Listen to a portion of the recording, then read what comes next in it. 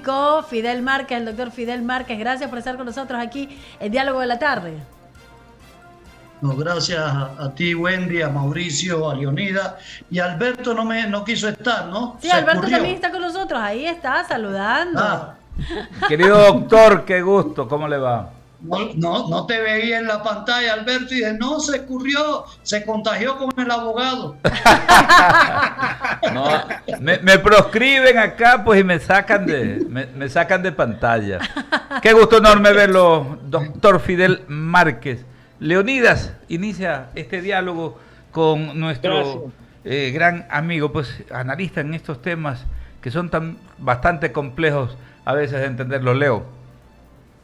Gracias, Alberto. Doctor Márquez, es un gusto compartir con usted. Quiero consultarle un poco, doctor, lo que está pasando en el país. Sabemos que ya se viene el IVA desde el 1 de abril, el 1%. La expectativa está centrada en que si realmente esos recursos van a ser destinados para la lucha contra la delincuencia, la inseguridad y el narcoterrorismo, o van a ser usadas para gasto corriente, para pagar sueldos y salir de los apuros del dinero que necesita el gobierno nacional. Y la ciudadanía obviamente también se pregunta qué va a pasar con ese impacto que podría afectarles. Vemos en las últimas horas pues la gente haciendo campañas que compren todo lo que paga IVA para que tratar de ahorrarse un dinero y no esperar hasta el 1 de abril. ¿Cómo ve usted esa medida, doctor Márquez, del aumento del IVA en 3 puntos? ¿Cuán grande, cuán fuerte va a ser el impacto en la economía de la gente de a pie, esa gente que al final no tiene un empleo, la gente que vive de su sueldo y no le alcanza? Sí, mira, Leonidas, aquí hay varias cosas que son importantes cuando ocurre siempre un incremento de impuestos. Eso trae como consecuencia una disminución en el presupuesto de la familia. Y si nosotros lo unimos eso a que el consumo de la familia viene disminuyendo en el último trimestre del año pasado y este primer trimestre, entonces tenemos nosotros una desaceleración del consumo en el país. Ese incremento de 3 puntos porcentuales en el IVA, que no se traduce en una disminución del 3% automático en eso, pero sí en una disminución importante en el consumo de la familia. Le estás diciendo que van a tener en aquellos productos grabados por IVA, evidentemente en el primer periodo, los primeros 3 meses, 6 meses, a mi modo de ver, los primeros 3 meses, va a haber una presión inflacionaria. Es más, ya se está dando en estos momentos por la especulación. Vamos a ver cómo van a subir los almuerzos. Que yo siempre pongo, si bien en el análisis inflacionario en el primer mundo se utiliza como ejemplo el combo McDonald's, no, en el Ecuador hay que utilizar el almuerzo como ejemplo típico para analizar la inflación. Ese es el mejor indicador que tenemos de cómo está subiendo el incremento de precios. Doctor Márquez, pero a ver, solo anuncio, ¿no?, de que van a incrementar el IVA, pues no. ¿Usted cree que ya hay de momento, o sea, esa posibilidad de que cuando venga el IVA va a subirse mucho más y la gente lo va a sentir, lo va a golpear drásticamente, y al final del día, pues esa recuperación que se busca con este tipo de medidas termina siendo algo contraproducente, es decir, termina generando tal vez restricciones a la gente que no va a consumir, y por supuesto, pues, como dice usted, no le va a alcanzar la plata al bolsillo familiar porque todo va a tener que pagar un 3% más. Mira, aquí hay que entrar, Leonida, hay que entrar a analizar algo. Si el gobierno los recursos que recibe los destina a, digamos, a no poner y no hacer inversiones, ya sea en seguridad o ya sea en obra pública, etcétera, en otras palabras, que ese dinero que recibe el Estado vaya a la circulación, vaya a la economía como tal, y lo utiliza, digamos, para pagar determinados compromisos, etcétera, evidentemente que se va a sentir con fuerza. El gobierno debería destinar a poner, digamos, esos recursos en manos de los gobiernos seccionales, que le debe bastante plata, en manos de las universidades, que le debe bastantes recursos. Y por tanto, en función de eso, vamos a ver entonces que esto se va a lograr un poco retener la presión inflacionaria. Que además la presión inflacionaria va a ser inicialmente, después vamos a ver cómo se va a acomodar. Por suerte, los niveles inflacionarios que tiene el país son muy bajos. Okay. Pero también hay que decir que los niveles de crecimiento son paupérrimos. Porque lo que está presupuestado que crezcamos para el año que viene 0.0, para este año 0.08, de acuerdo al presupuesto. Entonces, no hay crecimiento económico. Y aquí es donde viene la pregunta, que yo siempre, si no hay presupuesto económico, ¿qué va a tener que hacer? Y si el gobierno no tiene recursos frescos, porque no crece la economía y estamos en una economía estancada, desacelerada totalmente, ¿a qué tenemos que aspirar? A mi modo de ver, el gobierno que este año no lo va a hacer. Y así se lo digo a ustedes, porque es un año preelectoral, ni el año que viene tampoco, hasta que no se den las elecciones. Doctor Márquez, sí, Mauricio Casa tiene más inquietudes para usted. Adelante, Mauricio. Qué gusto saludarte, pero ¿tú crees que tanto es así? Porque se supone que el IVA no se aplica, por ejemplo, en alimentos. Entonces, ¿tú crees que finalmente sí va a terminar teniendo ese impacto que va a volver recesiva las gestiones de compra y venta? ¿O finalmente la gente se termina resignando y la gente igual tiene que hacer sus compras y lo van a hacer? Sí, pero lo van a hacer cambiando productos.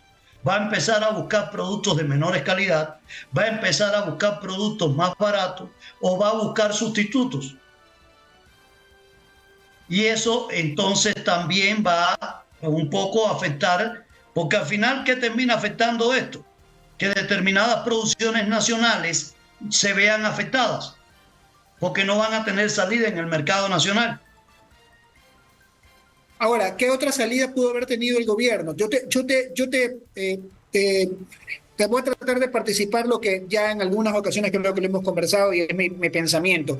Yo no soy experto económico, pero a mí me suena bien el hecho de tratar de aumentar la formalidad para que así el universo de contribuyentes sea más grande y por ese lado de repente poder tener más recursos, bajando un poco los impuestos, la carga, el peso impositiva, pero aumentando el universo de contribuyentes, o sea que así de pronto provoco que aumente el número de transacciones comerciales y por ahí puedo recaudar más. No sé si estoy tirado a los cabellos, si estoy loco yo. A ver, pero para eso tiene que ir a un proceso de descentralización de los tributos, porque como tú a los informales los vas a controlar desde acá, desde Quito. Si no sabes las características que tienen, eso tiene que entonces convertirlos y buscar, es una propuesta que he hecho hace muchos años, y es que la informalidad debe ser manejada por los gobiernos seccionales. ¿Y los que se convierten en agentes de retención? En agentes de retención y después hacer cruce con los recursos fiscales que tienen que darle. Se queda con la parte que le corresponde y el resto le entrega al Estado. Exactamente. Ok. Alberto. Gracias. Y justamente toca la parte medular el doctor Fidel Márquez, ¿no? Pero ¿cómo lograrlo? Si hay en lo que tiene que ver con los modelos de gestión administrativa, ¿no? En los gobiernos locales, precisamente mucha deficiencia y de pronto este tema cae en lo clientelar. A ver, por ir a algo que les compete también, ¿no? A las administraciones municipales, la regulación del tránsito, el transporte terrestre y la seguridad vial. Está contemplado como una competencia municipal, ¿no? Lo quiero poner en ese ejemplo. Pero justamente, ¿no? Como la actual autoridad ya está pensando, a pesar de que no cumple un año todavía en el cargo, pero ya está pensando en la reelección, ¿no? Entonces no se quiere pelear con las mototaxis y han vuelto un caos las ciudades, porque al permitir esa informalidad en el transporte, no les interesa que precisamente la gente que trabaja desde hace algunas décadas en el marco formal de la transportación en cada una de nuestras ciudades, en cada uno de los cantones, pues se vaya al diablo, porque ellos lo que están pensando ya, ¿no? Es precisamente en que para la campaña va a sonar bonito tener 500, 600 tricimotos que vayan acompañando una caravana para buscar la reelección. Eso lo pasamos a lo otro y vamos a tener el mismo problema porque les encanta el populismo y la demagogia. Ya, pero a ver, Alberto, aquí tenemos que ir a un proceso, en primer lugar, donde los gobiernos locales o seccionales tengan que asumir su verdadera responsabilidad y donde además las obras tengan que depender no del clientelismo político ni de tener que ir a mendigar al Ministerio de Finanzas que le dé los desembolsos para hacer aceras y bordillos, sino que tengan que ser en función de los planes directivos y que haya un proceso real de gobiernos locales para el desarrollo en función de los índices potenciales de desarrollo de cada localidad. Eso en primer lugar. En segundo lugar, tenemos que ir a gobierno digital. ¿Qué pasa con los impuestos prediales hoy en día? En la gran mayoría de las ciudades. No está actualizado el catastro. Y en la que sí lo está, recaudan bastante, ¿verdad? Y de manera expedita. Y esas son las que hacen las obras, porque tienen los recursos. Pero entonces le tenemos que decir a los gobiernos seccionales que tienen que tener los recursos necesarios y por tanto tienen que ir a que, y hasta que no entendamos que el mundo de hoy, la forma de administración pública es distinta a como se hacía en los años 60, 70 y 80 del siglo pasado, y desgraciadamente acá en el país queremos seguir pensando en la administración pública del siglo XIX, no ni del siglo XX, y no en una administración pública basada en tecnología, basada en decisiones y donde se acerque la toma de decisiones a la ejecución de las acciones. Que esos son los postulados básicos de la administración pública de hoy en día. Y además que tiene que ser al toque de un clic todos los servicios públicos que se den en los distintos gobiernos locales. Si nosotros impulsamos ese tipo de gobiernos locales y donde sus recursos van a venir en función de su eficiencia de recaudación, se acabó el clientelismo político, se acabó también, por tanto, el estar con la teoría del pichón, abriendo la boca para que mamá Estado le ponga el gusanito y poder seguir de una u otra manera diciendo cuando no tienen el gusanito la culpa es del Estado central. Tenemos que acabar de romper con ese esquema y cambiar esas estructuras caducas que tenemos en el sistema institucional de este país. Sí, totalmente de acuerdo, ¿no? Pero lamentablemente vemos que desde las organizaciones políticas, desde los partidos, desde los movimientos no se impulsa.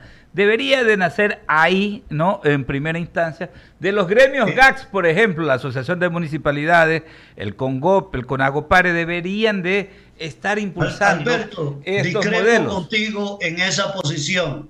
Tiene que salir esa postura de la sociedad civil. Mientras la sociedad civil no se empodere de esa situación, los políticos seguirán haciendo lo que saben hacer hasta ahora, que es lo que hemos conocido. Sí, de acuerdo, de acuerdo. Vemos que, por ejemplo, en esta cuestión de esta tendencia populista, no hay quienes dicen, no, es que el agua no hay que cobrarla. Entonces, claro, pues tienes el servicio 2 años, 3 años, pero después como no tienes cómo darle mantenimiento, simplemente no va a existir la dotación del servicio tan elemental como es el agua potable. Entonces ese es el grave fracaso y ahí vemos, es que se equivocan, por ejemplo, las organizaciones políticas en poner sus cuadros, sus candidatos, Alberto, porque no están escogiendo, nada. doctor, están escogiendo al que tiene más likes en las plataformas digitales. Entonces desconocen totalmente los aspectos que tienen que ver con la planificación y eso lamentablemente es lo que le está haciendo tanto daño al país. Sí, desgraciadamente, bueno, me disculpan, me salió el letrero acá que tengo inestable la internet, qué extraño, pero bueno. Pero sí lo estamos escuchando bien. Una parte no te escuché, Alberto, escuché el principio y el final nada más. Sí. Pero sí, coincido contigo pero tenemos con esa apreciación, pero acá lo que nosotros tenemos que plantearnos sobre todo es cómo cambiamos las estructuras de poder en este país. Está demostrado hasta ahora que no me gusta decir que es un Estado fallido, porque eso es darle de comer a aquellos que quieren acabar con la democracia en el país, pero sí tenemos una crisis socioinstitucional en el país. Por tanto, tenemos que cambiar nuestras estructuras institucionales para que sean más funcionales y acorde con las necesidades que se tiene de administración pública hoy en día. Y esto, por supuesto que nosotros lo tenemos que enfocar por varias vías. La primera, la forma en que tenemos organizadas nuestras estructuras de poder son las adecuadas. Yo creo que no. La forma en que tenemos estructurada la administración pública es la adecuada. Yo creo que no. Entonces, hay que proponer un nuevo modelo socioinstitucional en este país. No que vaya de lo central a lo local, sino de lo local a lo central. Es decir, que el desarrollo se mida desde lo local. Y que aparezcan entonces los... ¿Puedo interrumpir ahí? ¿Puedo interrumpir Sí. ahí? Fidel, pero estamos conscientes de que no todos los municipios tienen esa capacidad. Eso de repente podría funcionar con municipios que son grandes, que tienen infraestructura y todo, pero ¿qué hacemos con esos municipios que son muy pequeños y que prácticamente no tienen infraestructura? ¿Y no sería que esos municipios debería analizarse que se fusionen con otros? Por iniciativa propia dudo mucho que lo hagan, ¿no? Pero hay que hacerlo o crear una mancomunidad entre ellos, una mancomunidad entre esos por cercanía y crear polos en función de las capacidades de desarrollo. Cambia la división política del Ecuador. ¿Por qué no? Ok. Perdón, Alberto, que haya interrumpido. No, tranquilo, no, muy válido, no, muy válido. Solamente le quiero recordar al doctor Fidel Márquez que lamentablemente ha habido varios intentos de mancomunamiento. ¿Sabes cuántos han tenido éxito? Ninguno. En tránsito, en manejo de desechos, ninguno. ¿Y sabes por qué? Es precisamente, ¿no?, por ese chip. Y ojo que a mí no me gusta ser negativo, ¿no? Y habrá que seguirlo intentando. Yo, por ejemplo, yo lo veo con muy buenos ojos. Consorcios o mancomunamiento, ¿no? Depende, ¿no? Y justamente, pues, yo veo como muy positivo. Por ejemplo, un camal regional sería fantástico. Nuestros municipios no tienen, pues, un lugar de faenamiento de las reses, ¿no? Y por ejemplo, sería bueno manejar el tránsito, el transporte terrestre perfecto entre 2, 3, 4 municipios para poder hacer las inversiones que se requieren para tener esas máquinas que permiten justamente automatizadas hacer la revisión técnica vehicular, ¿no? Y en fin, el manejo con un buen relleno sanitario, la recolección, tratamiento y disposición de las basuras para abaratar costos con municipios de un mismo sector. Pero lamentablemente todo el mundo no quiere la cuestión del figureteo. Entonces, es que la sede de la mancomunidad tiene que estar en mi cantón y no dejan que sea la técnica la que determine los criterios técnicos. Y por eso es que fracasan las cosas, lamentablemente.